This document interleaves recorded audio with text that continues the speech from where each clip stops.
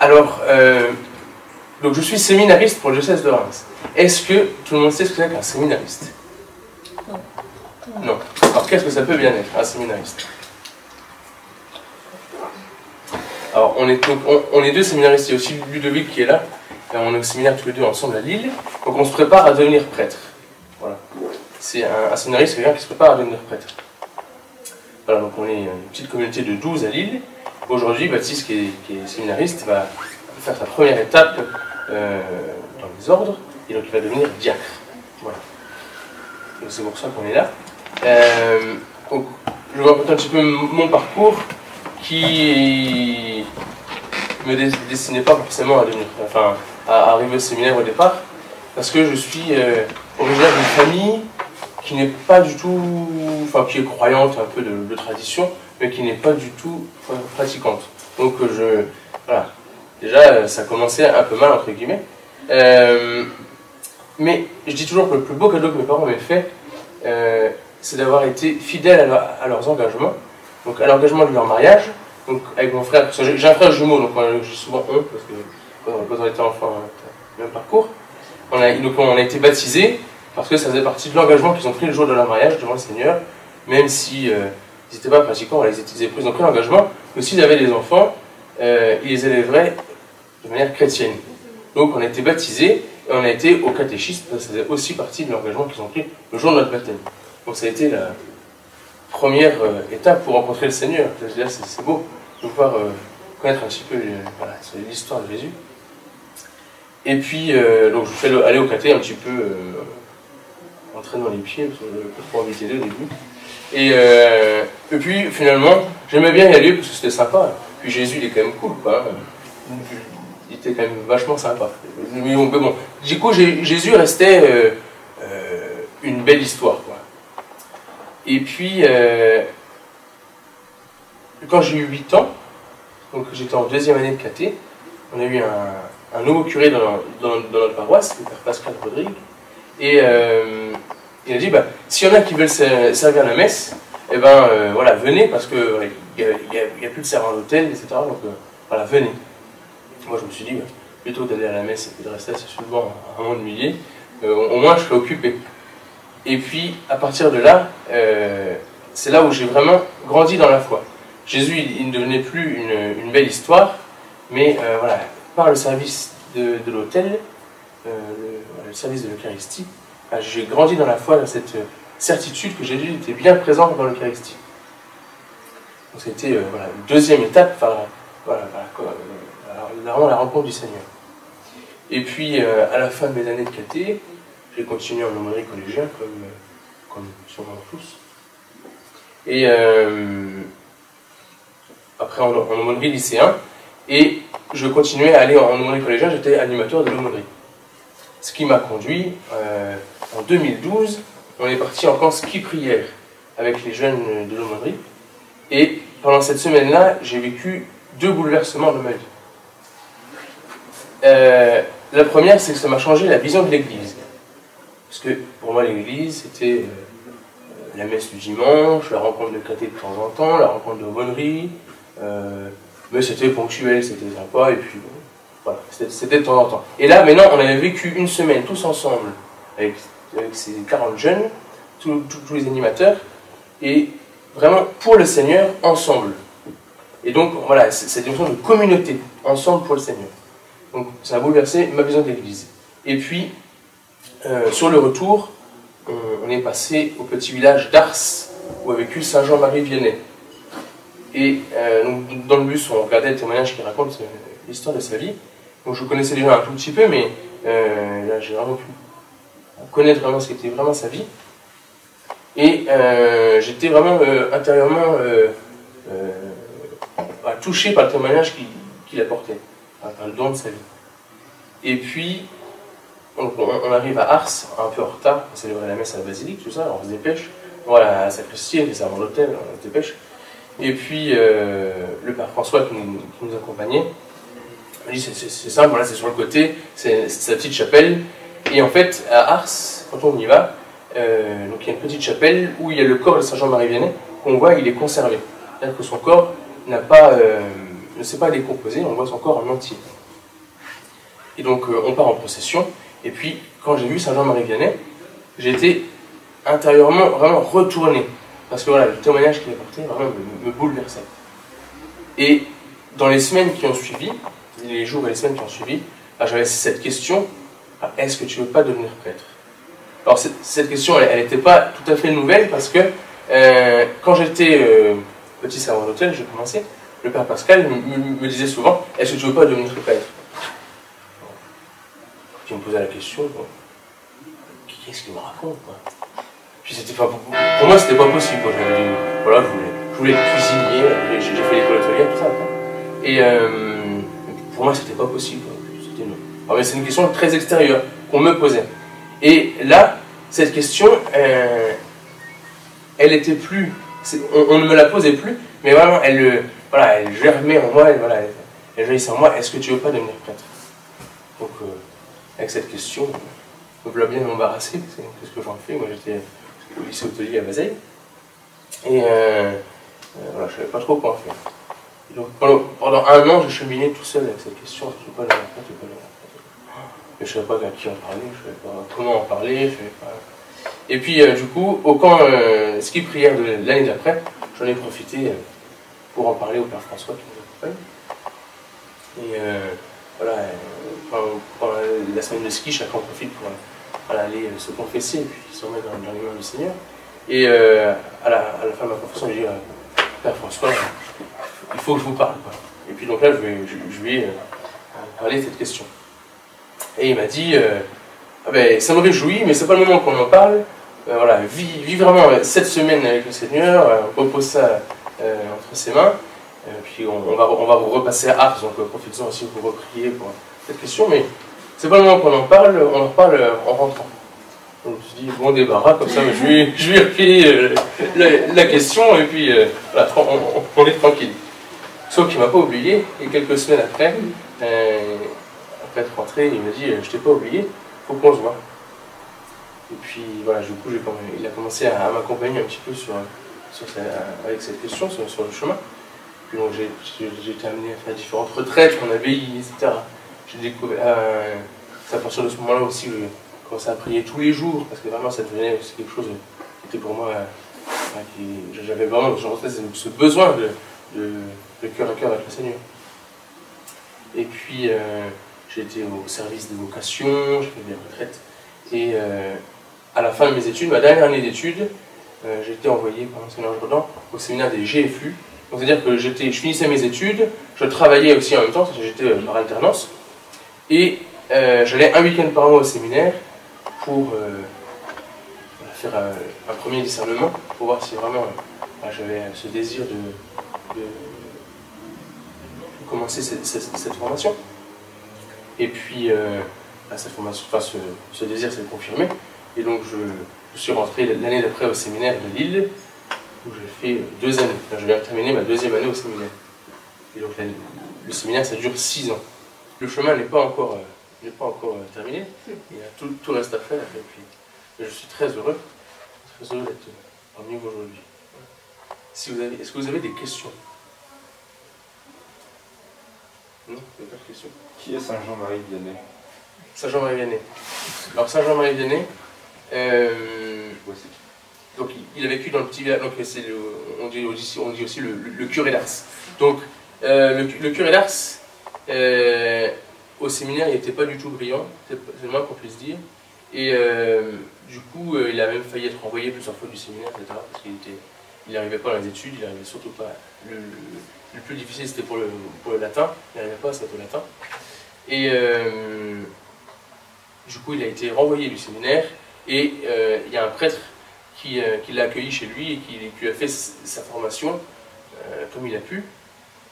Et il a fini par être ordonné prêtre quand même. Et puis après quelques années où il était prêtre, où il est resté avec l'autre prêtre qui l'avait formé, on l'a envoyé à Ars, un petit village où le vicaire général qui l'a envoyé là-bas lui a dit « À Ars, il n'y a pas trop la foi, mais vous la remettrez. » Voilà, c'était un peu sa lettre de mission. Et ce qu'il a fait avec beaucoup de cœur, enfin, j'en ai encore l'impression que j'en parle, Vraiment, ce témoignage de sa vie me voulait vraiment. Parce qu'il arrivait là-bas, l'église, personne n'y allait, ça servait de grange, il y avait des poules, il y avait dans l'église, etc. Les gens avaient abandonné l'église. Et puis, voilà, par le témoignage de sa vie, par ce qu'il a permis de faire à Ars, et ben, après il y a des milliers de pèlerins qui venaient tous les ans pour venir se confesser à Ars, qui venaient pour le rencontrer. Et puis, et en même temps, pas pour le rencontrer lui, parce que voilà, il montrait le chemin du Seigneur, quoi. Donc, il était voilà, l'instrument qui permettait la rencontre du Seigneur. Et vraiment, il y a beaucoup de conversions qui se sont vécues à Ars et qui s'y vivent encore. Voilà. Saint Jean-Marie Vianney, un petit peu l'histoire de sa vie.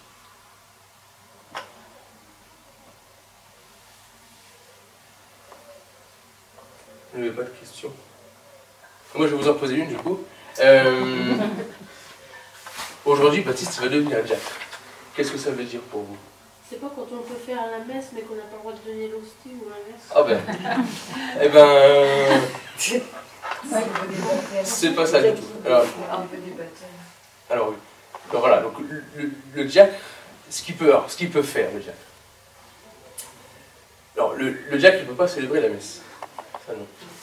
Alors, par contre, il peut célébrer certains sacrements. Il peut célébrer le sacrement du baptême, le sacrement du mariage. C'est deux sacrements qu'il peut célébrer. Les enterrements aussi. Alors, les enterrements, c'est pas un sacrement.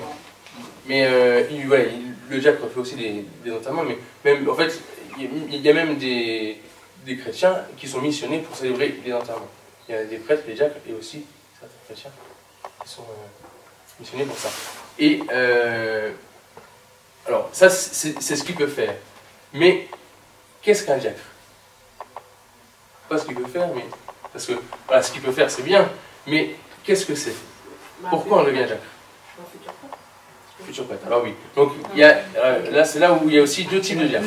Il y a les diacres qui sont permanents, donc qui peuvent aussi père de famille, et ils sont diacres pour toute leur vie.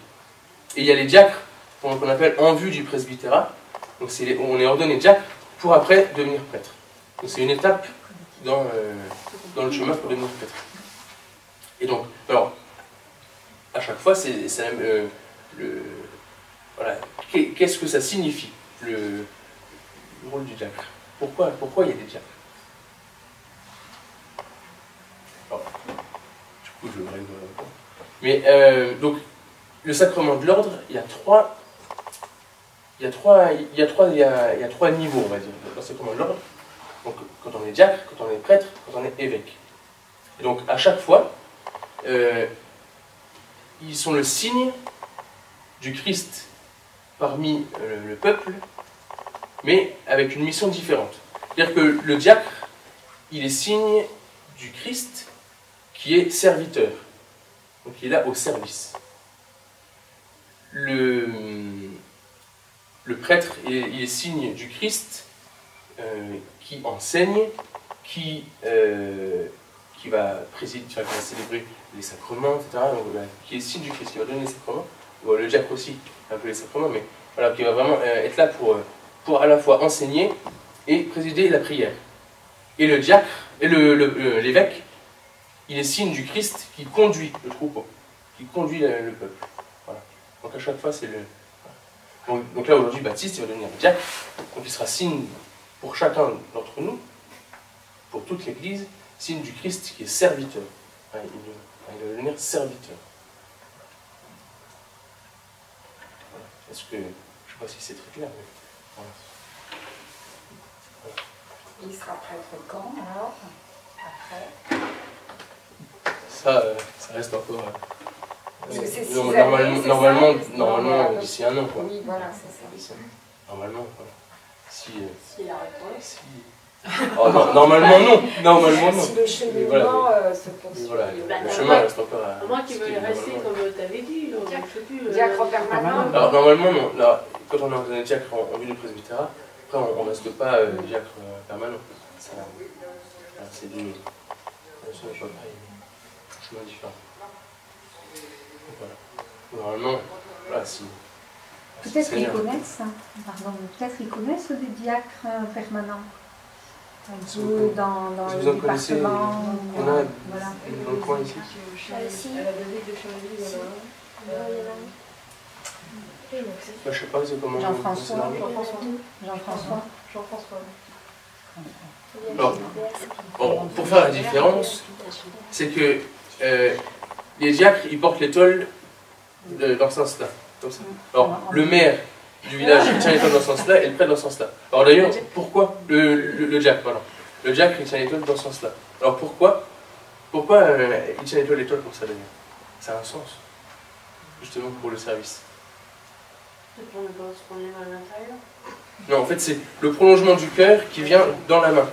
Donc pour le service, voilà, c'est le don du cœur qui vient jusque dans le service. C'est pour ça qu'il porte l'étoile dans ce sens-là, dans la main droite.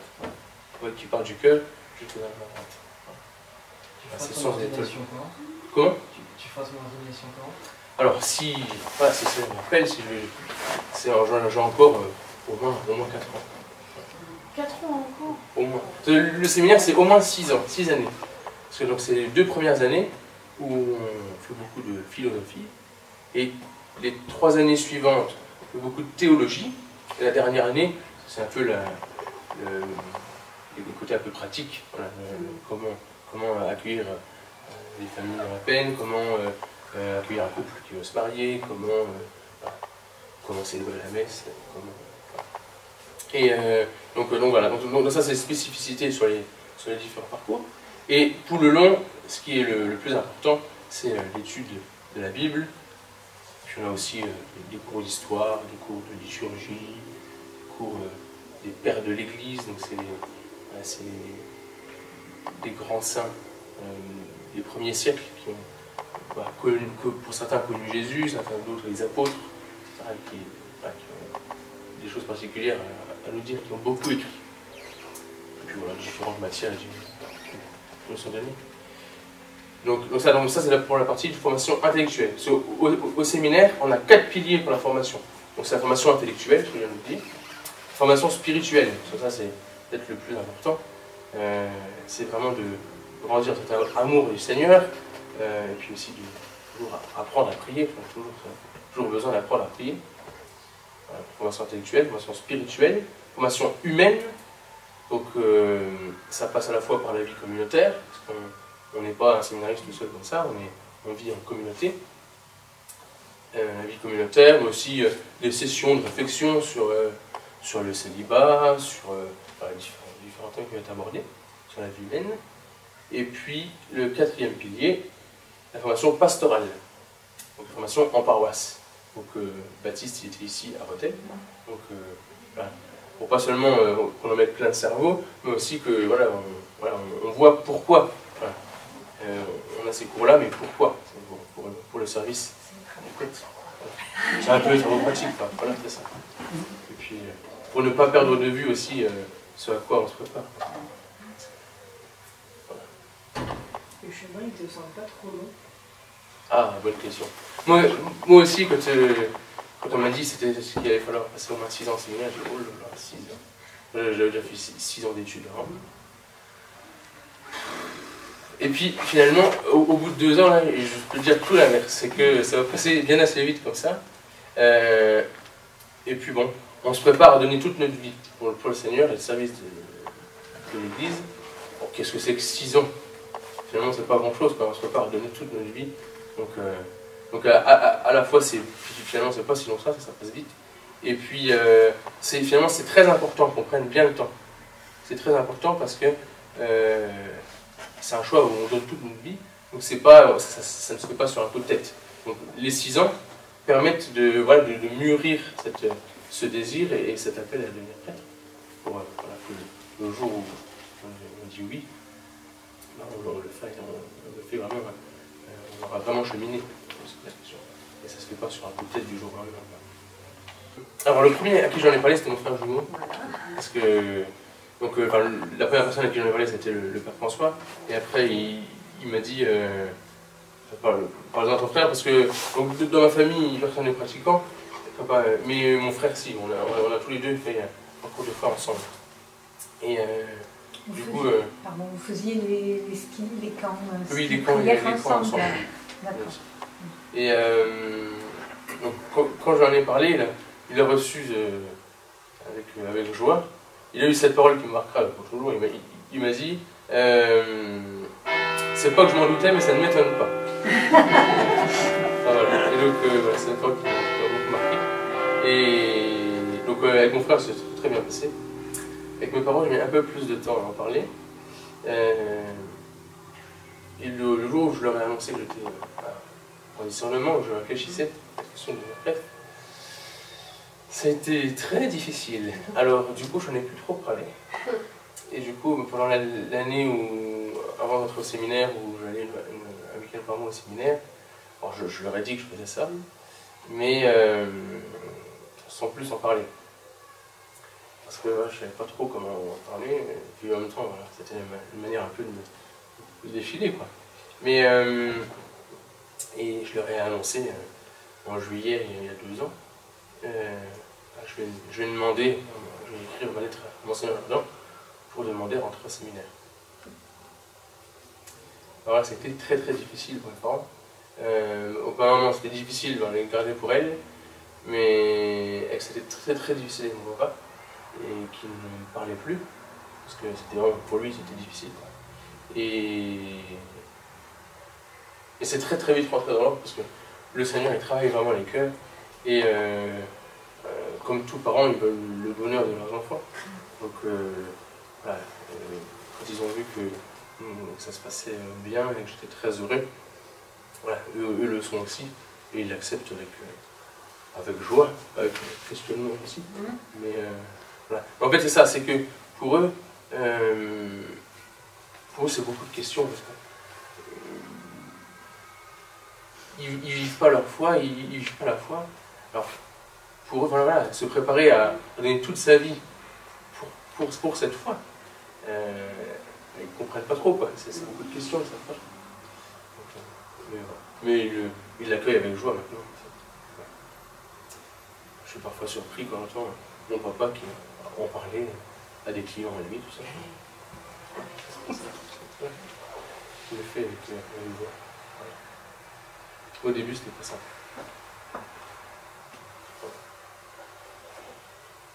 Et votre frère jumeau alors? Mon frère, il a fait est les prof. camps avec vous? Il est prof. Voilà. Il est prof d'enseignement à l'école.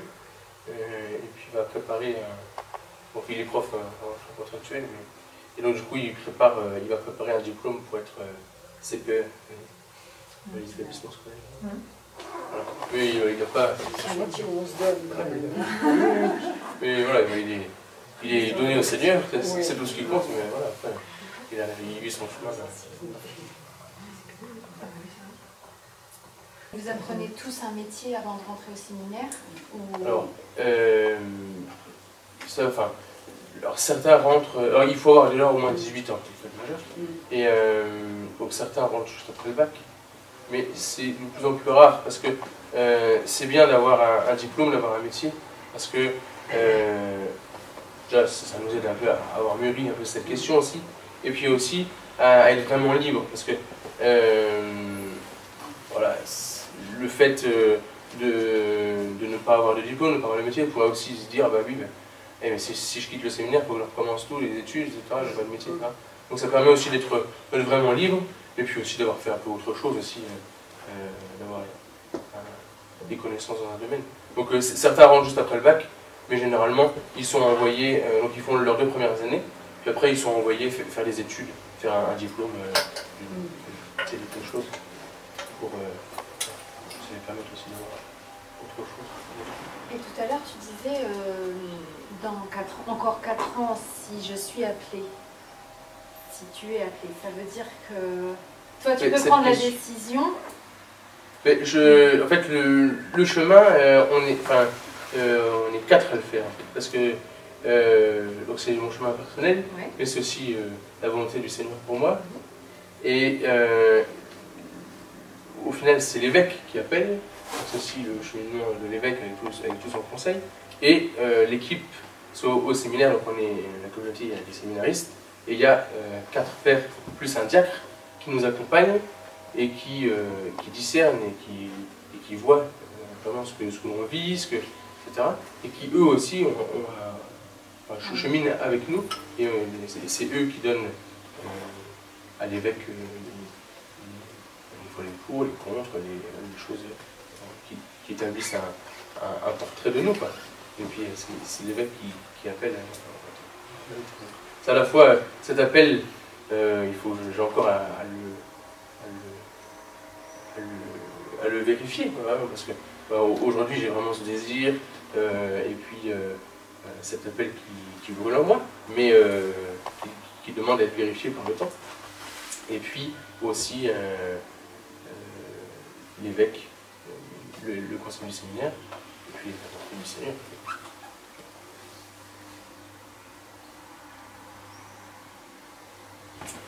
Comment ça se passe pour les hommes adultes qui quittent une vie professionnelle et puis qui rentrent au séminaire? Donc ils ont le même cursus d'études ou... Ça dépend. Alors, vous verrez tout à l'heure, il y a un jeune prêtre qui a été ordonné il y a 3 semaines, là, qui sera là. Emmanuel, il est rentré, il avait 35 ans sur notre séminaire. Il a été directeur d'office de tourisme, etc. Et donc là, lui il a fait tout son parcours. Et tout le parcours, il a fait les 6 années de séminaire. Mais par exemple, on a actuellement, je ne sais pas s'il sera là aujourd'hui, mais Felice qui a 59 ans, qui est père de famille, qui est veuf. Le Seigneur l'a appelé à un autre chemin. Et donc lui, par exemple, il n'a pas fait les 2 premières années de philosophie. Il est rentré directement au second cycle. Mais voilà, les parcours sont adaptés pour chacun. Et en général, on dit au moins 6 ans, parce qu'il peut y avoir aussi une première année de discernement propédeutique. Mais ça dépend des personnes, ça dépend. Voilà, les différentes choses les chemins sont adaptés à chacun, selon ce qui est besoin pour avancer. Il peut y avoir des stages entre les 2 cycles, pendant un cycle, il peut y avoir une pause. Il n'y a pas un parcours réglé, quoi. Le parcours classique, c'est les 6 années, quoi. Mais, ça peut être modulé. Et donc, s'il y a eu une année de pause, par exemple, vous retournez à vos métiers? Ça dépend. Il y en a qui vont faire des études, il y en a qui partent en coopération, il y en a qui reprennent un travail. On en a un qui a fait la première année de séminaire l'année dernière, et puis il a dit que c'était trop tôt. Il a repris son travail cette année, et il rentre au séminaire à la rentrée. Voilà, il n'y a pas de... Les chemins sont vraiment... Les parcours sont multiples autant que le séminaire. Voilà, et puis, autant que séminaire, et puis chacun d'entre nous, le chemin avec le Seigneur, ils sont tous uniques. Et c'est ce qui est aussi beau, c'est la richesse aussi de l'Église. Au séminaire, moi quand on m'a dit qu'il allait falloir que j'allais faire de la philo et tout ça. Mais on revient tous des horizons très divers. Quoi.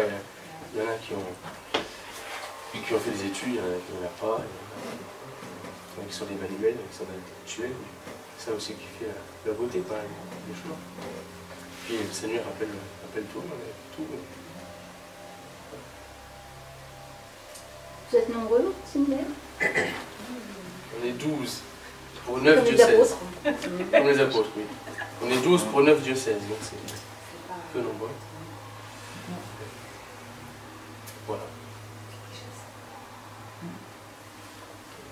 On est vraiment une belle communauté. On vit vraiment de très belles choses ensemble. Il y a une belle fraternité entre nous. C'est ce qui compte. Et c'est vrai que le nombre,